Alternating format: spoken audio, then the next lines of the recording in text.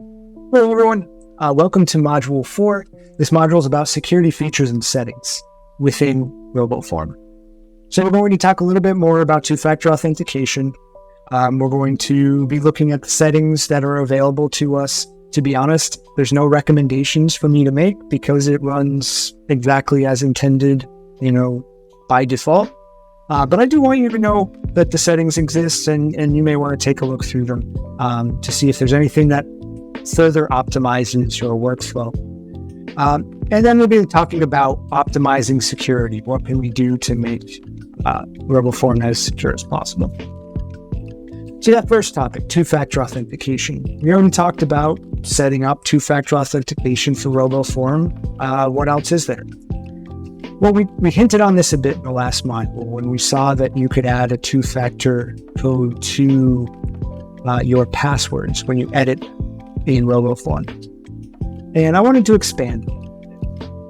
And the reason it's a bad idea is because if you put two-factor authentication into RoboForm, it's no longer two-factor, it's one-factor, RoboForm. And if someone gains access to your RoboForm account, they could gain access to NetSuite, Zoom, Gmail, etc., without that additional confirmation that it's you. You will need to still enter your two-factor codes the same way you're doing now, using an authenticator app. It's one extra step, but you do it and it's done, and you've added that extra layer of security. You don't need to memorize anything. You don't need to worry about your password, etc. It's absolutely necessary. Now, I don't think I can lock you out of doing this, but I can see if you do it. And so please do not do this. If you do, I am monitoring this on a regular basis and you will hear from me. So, know your two-factor codes in RoboForm. Moving on, the next part is customizing RoboForm. So we already looked at the settings a little bit, but let's go a bit further. So to get to the settings, you click the little green laptop person, you click these three dots, and you go to settings. Now, we went directly to security, we looked at two-factor authentication. They're organized here by the category, general, etc. You can change the language. By default, it will recognize your language in Chrome. If for whatever reason you want to override that, you can select it here to whatever you need it to be. I'm not going to go through all of these. It works fine by itself, but you are welcome to look through these and see if anything further optimizes on how you use RoboForm. Next is optimizing security. So this is something that can't really show you.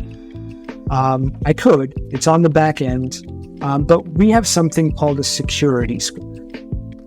And it's global for the whole company, but then also each person. Just like you saw, each password itself had medium, strong, good, bad, etc.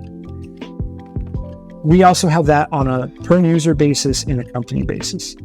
And so it's important that everyone is at least in that green tier, right? In those top two levels, good or great or whatever they are. And so I can see that. I can see the state that your passwords are in. And I will be regularly following up with everyone who has a low security score to address it. I can also see what passwords are not good. I can make some recommendations. Really, I'm just going to ask that you change the password one time. You use RoboForm to generate a strong password, and then we'll get you to where you need to be. Obviously, you don't want to use the same password.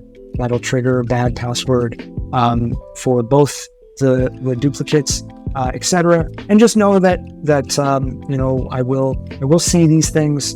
So please have the discipline to use it properly.